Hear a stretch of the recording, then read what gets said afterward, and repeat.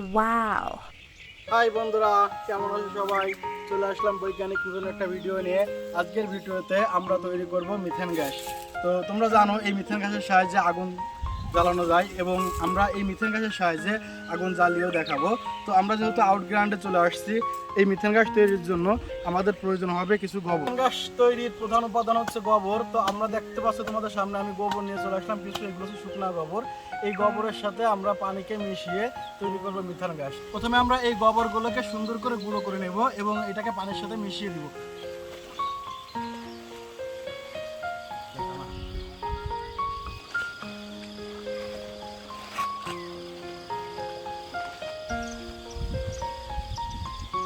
আসলে বন্ধুরা, রোদের ভিতর আমি একটু ঘামে গেছি, সো অ্যাডজাস্ট করে নিও। তো আমাদের গোবর প্রায় গুঁড়ো করা শেষ। তো আমরা এটাকে প্রথমে এই পাত্রের ভিতরে রাখবো। এখন আমরা এটার ভিতরে পানি দিয়ে দিব।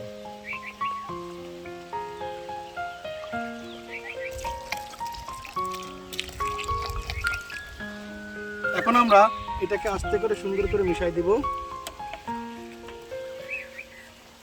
তো বন্ধুরা, আমরা এখন এই মগের সাহায্যে এই গোবর পানিকে আমরা এই বোতলের ভিতর আস্তে করে ঢোকাই নেব।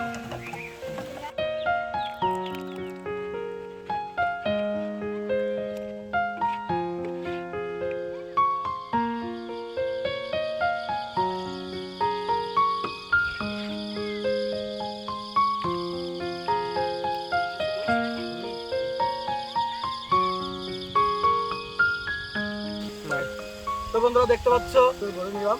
এখন আমরা এই মুটকির সাহায্যে এটাকে সুন্দর করে আটকাই দিব, যাতে করে গ্যাস বাইরে না আসতে পারে। ঠিক আছে? তো আমরা এখন এটাকে সুন্দর করে লাগিয়ে নিব শক্ত করে।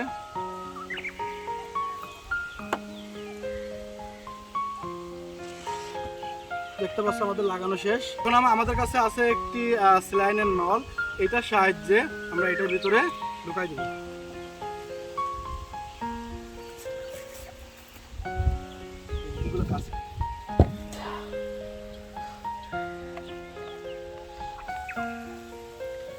এই কস্টেপসের সাহায্যে আমরা এটাকে সুন্দর করে পেঁচিয়ে দেবো, যাতে করে যে গ্যাসটা উৎপন্ন হয় মিথেন গ্যাস, এই গ্যাসটা যাতে লিক না করে।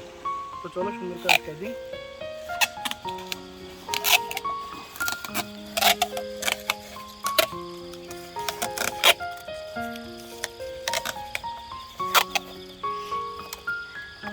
কস্টেপ স্টেশনে প্রায় শেষ। তো আমরা এখন কস্টেপটাকে ছেড়ে দিলাম।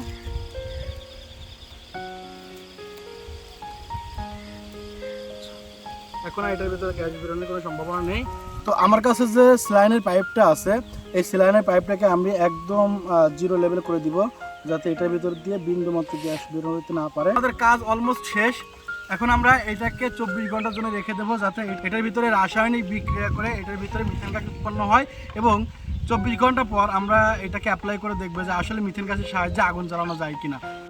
A few moments later. আমাদের মিথেন গ্যাস তৈরি করা শেষ। আসলে আমরা বলছিলাম 24 ঘন্টার কথা, কিন্তু সেখানে প্রায় 48 ঘন্টার মতো লেগে গেছে বিউটান গ্যাস তৈরি হইতে। তো চলো এটাকে আজকে আমরা এখন আগুন জ্বালিয়ে দেখি যে অ্যাকচুয়ালি এটার মাধ্যমে কিভাবে আগুন জ্বলে বা জ্বলে কিনা। তো চলো দেখা যাক।